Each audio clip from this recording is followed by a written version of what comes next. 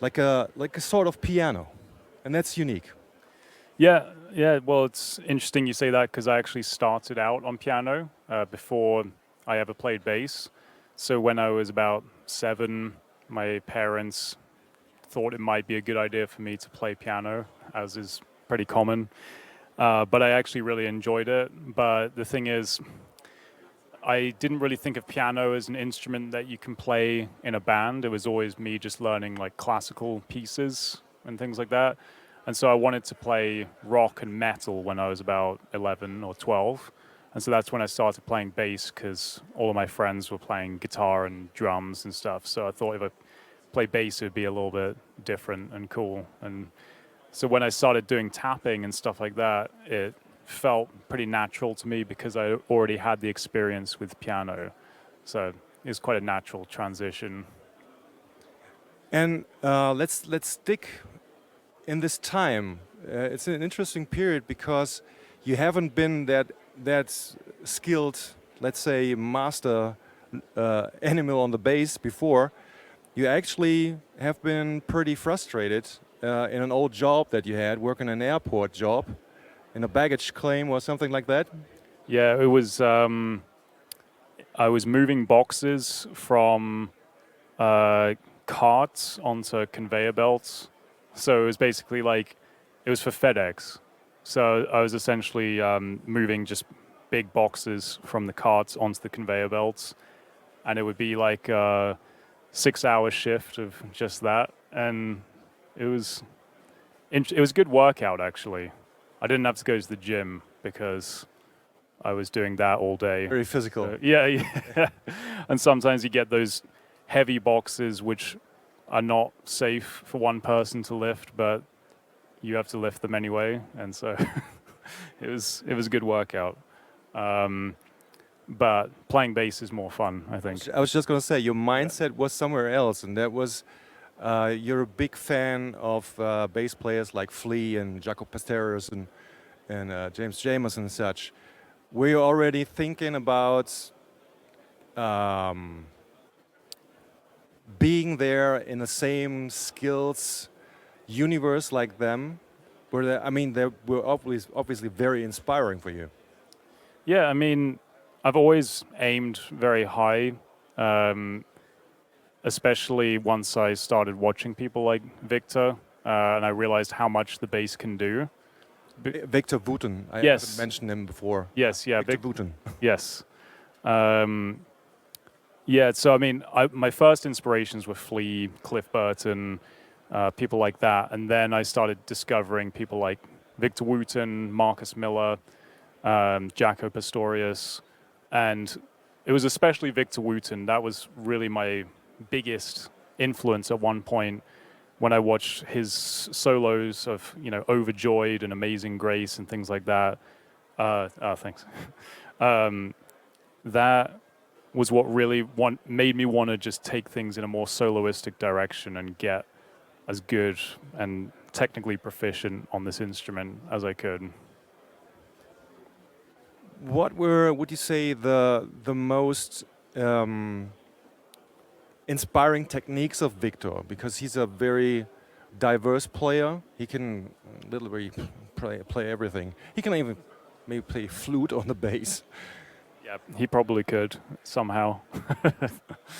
I mean, it was the tapping that I was really interested in at first, but his slap techniques are obviously insane as well. And so I spent probably 3 months just practicing classical thump. Do you know that one? It's just the Wow. crazy triplets one. I practiced it for maybe like 2 hours a day for 3 months because it was so difficult at first. And so he's inspired me a lot with slap technique as well. And I mean, I don't know if I've managed to master it yet, but it's the tapping and the slap. Those are probably the main techniques that I've picked up from him. Yeah. I think you mastered it in a very special way. You created your own, I gotta say, way of bass playing, because you incorporated obviously so many different facets of your idols. That's something unique, dude. Thanks. Yeah, I mean, I think a really good way to be original is to take influences from a lot of different people. Like anything that you feel excited about, if you incorporate that into your playing and you just keep doing that with lots of different artists that you like, you kind of merge it all into something original and then you add your own flair to it. But in order to be original, you don't have to just reinvent the wheel from nothing. You can see what others are doing and what makes you excited, and you can take little bits of inspiration and put them together. I was just gonna say, you got don't forget the joy of playing an instrument. Exactly. And one can actually very much hear that when you're playing. How do you choose the songs that you would play and interpret? Well, some of them are very clearly lending themselves to bass, like "Get Lucky" by Daft Punk. It's an awesome version. Thank you. But the very rhythmic ones, you can often hear the slap bass arrangement of it. So basically, if it has either a really nice funky rhythm or a really good bass line, that's a very good start. It was the same thing with Stayin' Alive. I did a cover of Stayin' Alive, and that's got a very iconic bass line, so that was a pretty obvious choice. But then there are also some songs which are very melodic too. Those work very well. The only ones that don't work quite as well are either the ones that just have like no melody or bass line, which is unusual, but there are some songs like that which are still good songs, or the ones that have very, very slow flowing melodies, because those are quite hard to do on bass because there's no sustain on bass. You pluck a note and then it starts decaying. So those ones are a little bit hard to interpret on bass, so I don't do those quite as much. When it comes to the instrument, you have your own signature model. I see you're with Schecter guitars. Yeah. Speaking basically about the specs that you prefer on a bass, could you just explain it through your Schecter model for everybody listening? Yeah. So I always like a really thin neck on the bass. I actually don't have the biggest hands in the world, and so a thin neck lets me play fast. I've tried like P basses and J basses, and they sound awesome, but the neck is not my favorite. Okay. So the neck's thin. It's got a very deep cutaway up here, so I can get to the 24th fret more easily. On some basses, once you get up here, you've got to be going like this, which is kind of difficult. Yeah. And it's got, I love the EMG pickups. They've got this really crisp sound, but also very deep and punchy. It's like kind of perfect for slap and tap. Yeah, those are probably my favorite features of it. The tone controls, you've got a very wide variety of tones that you can use because it's a active bass. And other than that, I mean, I could go into detail about the woods and things like that, but maybe that gets a little boring. I don't know. No, I gotta say, it won't get boring. Okay. We're gonna run the whole bass. Okay. All right. So the body is ash. And just so you know, I have no idea if any of this actually affects the sound of the bass. I think there's a lot of debate as to whether the wood actually affects the sound, but the body is ash. The neck is walnut, and these red racing stripes are Paduke. I think that pretty much covers it. Have you been involved in choosing the woods, or was it something that you just agreed on because it felt good? I was involved to some extent. I mean, I'm not a luthier, but I was involved in choosing the woods, especially because at one point I asked if we could get some like kind of crazy designs going, and they said they basically said that if we get really exotic woods involved, it's going to make the bass way more expensive. Yeah. And I wanted this to be something that people can actually buy. It'll be more available. Yeah. Yeah, exactly. I didn't want this to be like a $5,000 bass. Yeah. So I kept it fairly simple in terms of the woods. And I also wanted the design to be not too crazy, because I feel like I don't want people to play this bass and feel like they're playing someone else's bass. I kind of want people to feel like they can make it their own and really love playing it, and not feel like, oh, I'm playing Charles Berthoud's bass. Like, yeah.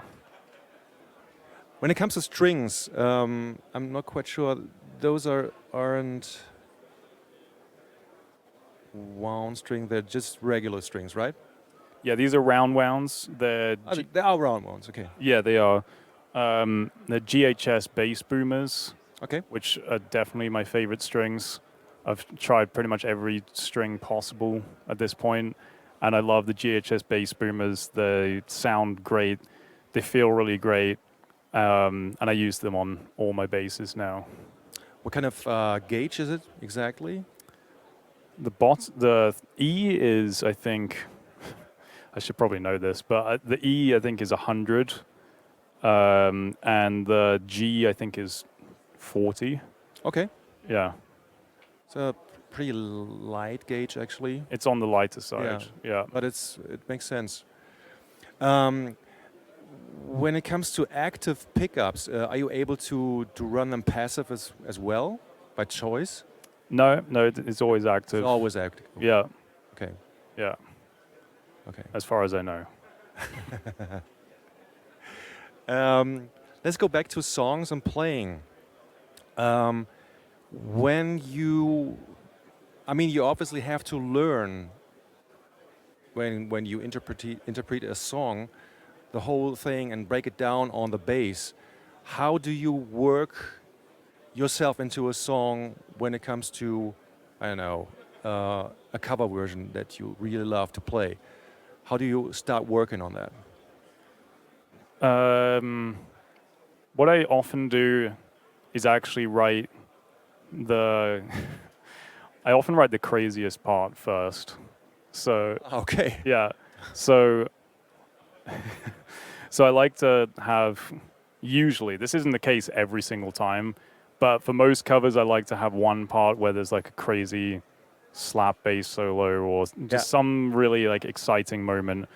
And I usually write that bit first, because then I can kind of relax and be like, okay, I've got the crazy part out the way.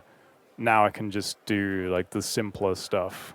So what I usually do is, like, if it's a song like Billie Jean or something, I'll write a crazy slap bass solo based around the Billie Jean main riff.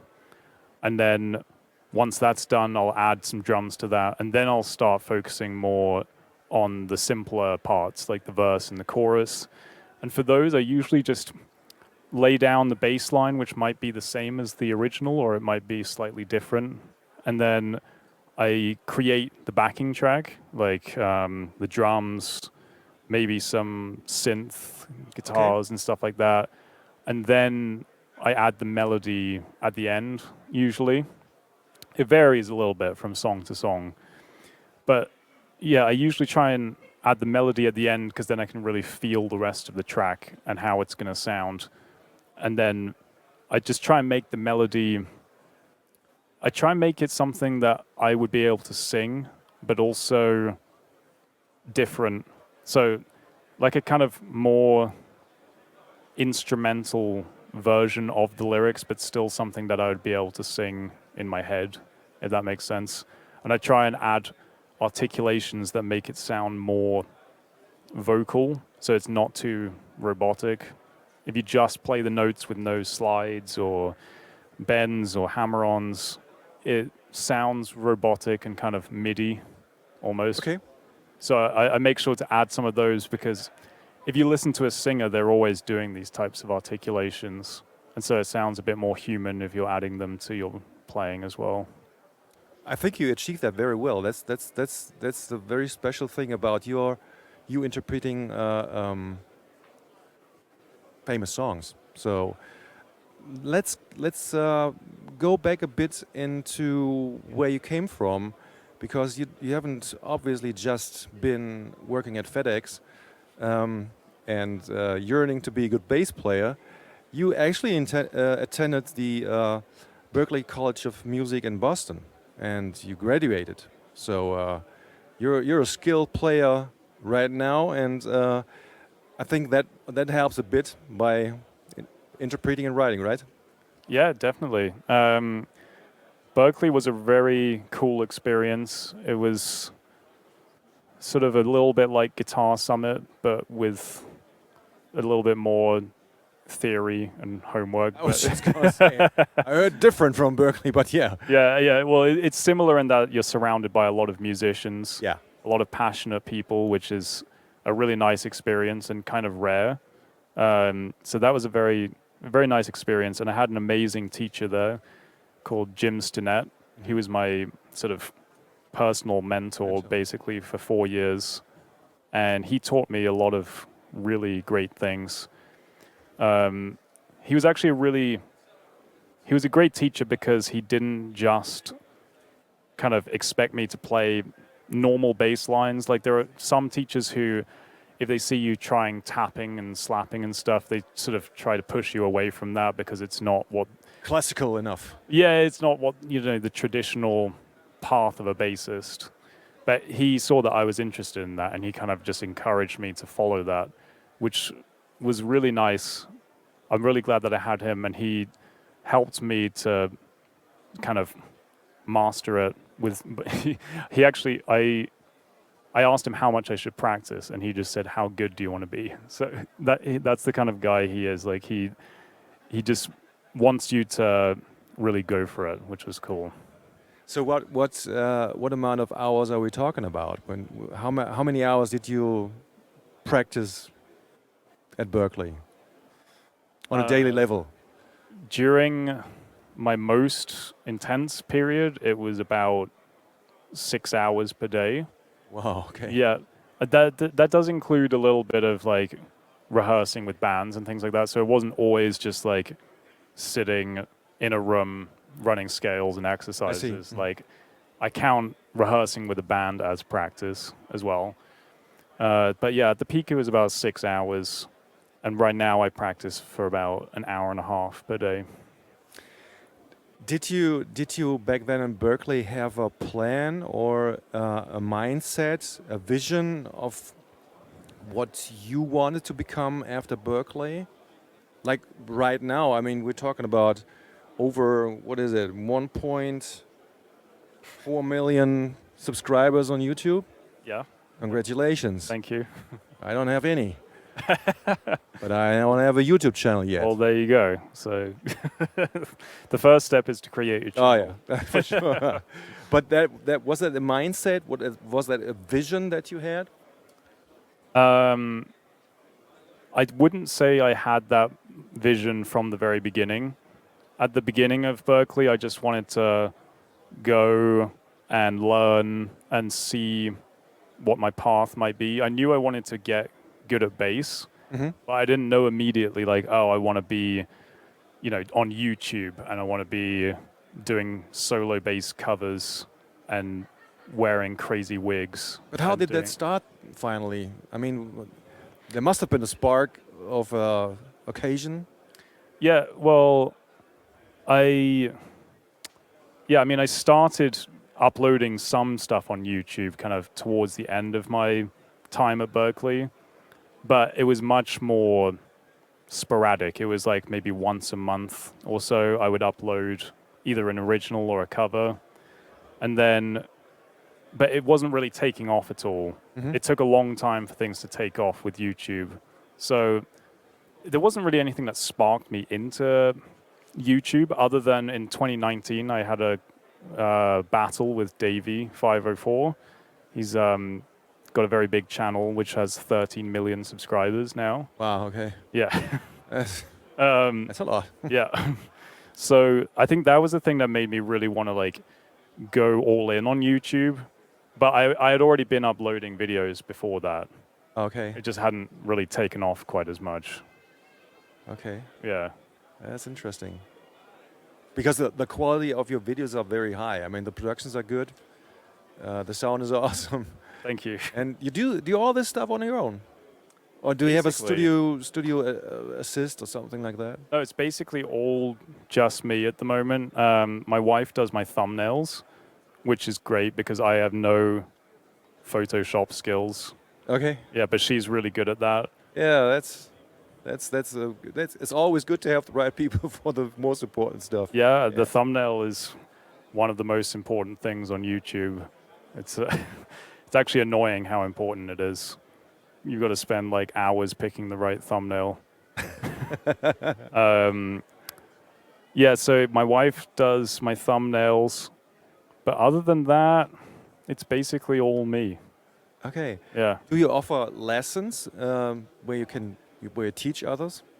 Yeah, so I have a second channel called Basecamp. That's the shirt I'm wearing right now. I was just gonna say. Yeah. So I have free lessons on there. And then if you want to get more in depth, I have like premium version on Patreon as well. And I also have a course called Mastering the Masters, which is basically it's following my Berkeley teacher's philosophy of if you want to get as good as possible on bass, then you should try and learn the techniques and secrets of the great bass players. So in Mastering the Masters, I just kind of break down the main riffs and writing techniques and playing techniques of the best bassists like Victor Wooten, Marcus Miller, Flea, Cliff Burton, Henrik Linder, like all of these people. There's a lesson on each of them, and if you go through the whole course, you'll pick up all of their different tricks and tips, and you can use them in your own playing. Now we talked a lot about the legends that you've been inspired by. There must be new music and new artists that you really like and that might be inspiring for you as well. Could you name some of them? Yeah, I mean, I really love some of the guitar guys like Polyphia and Ichika Nito. I did a collab with Ichika recently, which was really fun. Yeah, I seen that. Yeah. Yeah, so they're very inspiring. Yeah, who else is there? I mean, I guess, yeah, you can't really consider Victor and Marcus new anymore. They're kind of legendary at this point. Not anymore. I mean, Henrik's he's on the newer side with Dirty Loops. Do you know Dirty Loops? Yeah. Yeah. Yeah, I mean, I think those are the main guys that I'm listening to at the moment. Is there any kind of pop music would you say is something that you really like, modern pop music that you would say is very inspiring? I think Bruno Mars's band is pretty cool. The live band, especially. They've got some really good musicians in there. Mateus Isato plays with him. Obviously, yeah. So you know that Bruno's really picking the best players with, and there's guys like that in there. I mean, honestly, I don't listen to a massive amount of pop. No, you don't have to. I was just curious. I don't want to get you. Yeah, he's probably the main guy. I listen to a bit of Ed Sheeran from time to time because everyone says that I look like him. Yeah. So. Yeah. That's interesting. Could you imagine yourself, like you mentioned, Mattia Sato at Bruno Mars band? Could you see yourself in a big band of a huge artist as well, doing that kind of job? Yeah, I think that could be really cool, at least for sort of part of what I do. I love doing my solo stuff. I don't think I could ever give up what I'm currently doing fully. I think if someone wanted me to go on tour for the next 5 years constantly, I'm not sure I would want to do that. But I would love to do some big shows with a huge act every now and then. That would be really fun. Who could that be? If you could choose. Could be Bruno Mars. If Metallica ever wanted me to do a show, I would do it. That would be interesting. Same with Red Hot Chili Peppers. But both bands got an animal on bass already. Yeah, that's true. Yeah, with Red Hot Chili Peppers, I might have to not wear so many clothes. Yeah, that's true. Up until almost no clothes, Yeah, that's true. just socks. Yeah. That would be a different experience for me. Okay. So I'm almost done with my questions. Is anybody here that wants to ask Charlie a question in particular? Anybody? Yeah.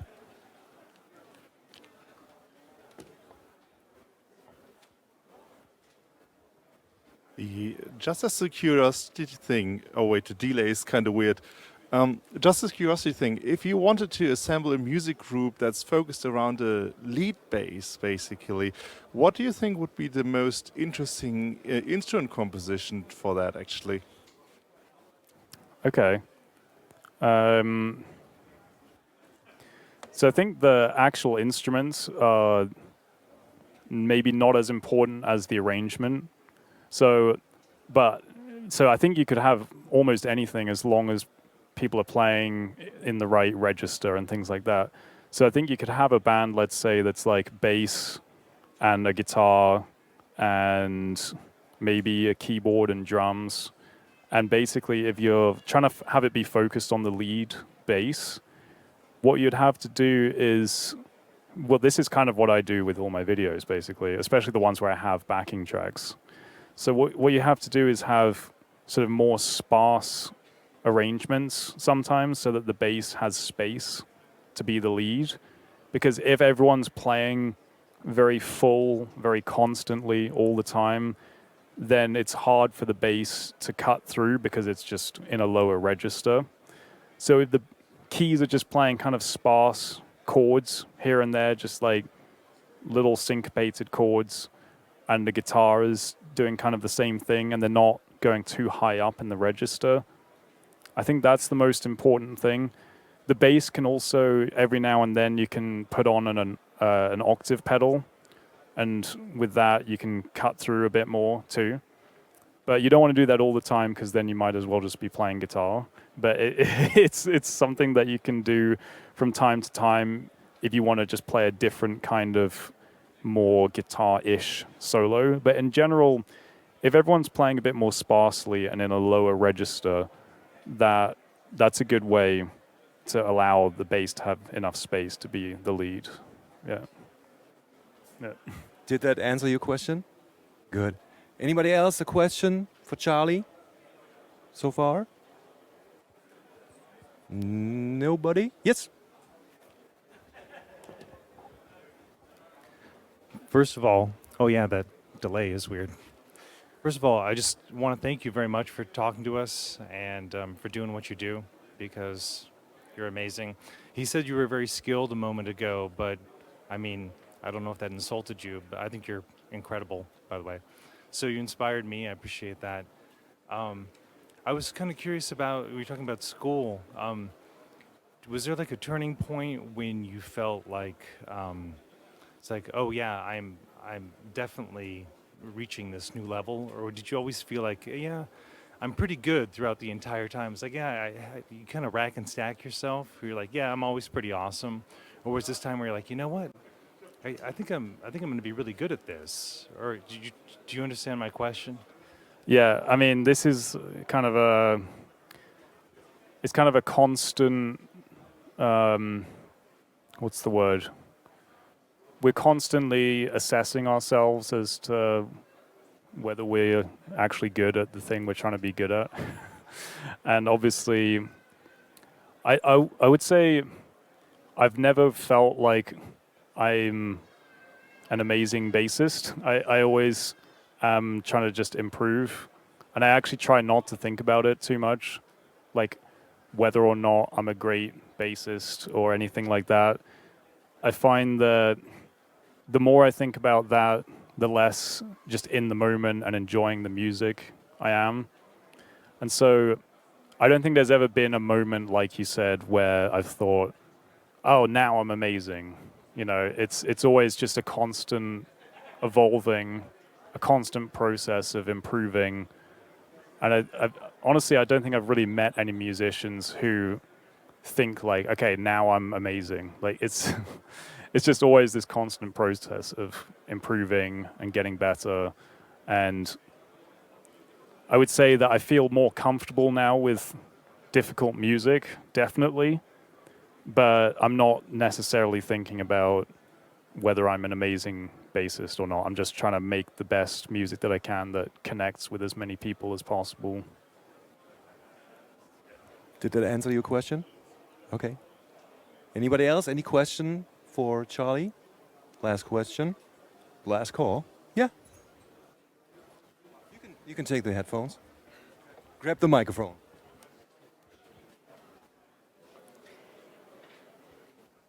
My question is, you talked a little bit about your inspirations as from other bassists or other musicians. Do you have any? Do you take any inspiration from any other like classical musicians or composers that maybe you remember as a child or that your parents may have played? Yeah, I've definitely have some classical influence. Sorry, I don't know if you heard that. Yeah. So I definitely have some classical influence. I don't know how much of it appears in my playing, honestly. I haven't really like consciously decided, okay, I'm going to put some Beethoven in this song or whatever it is. But I really like some classical music. There are quite a lot of, Beethoven and Mozart and Schubert and just people like that. I've listened to them quite a bit, but I wouldn't say it really actually makes it that much into my music because it's just so different from what I do.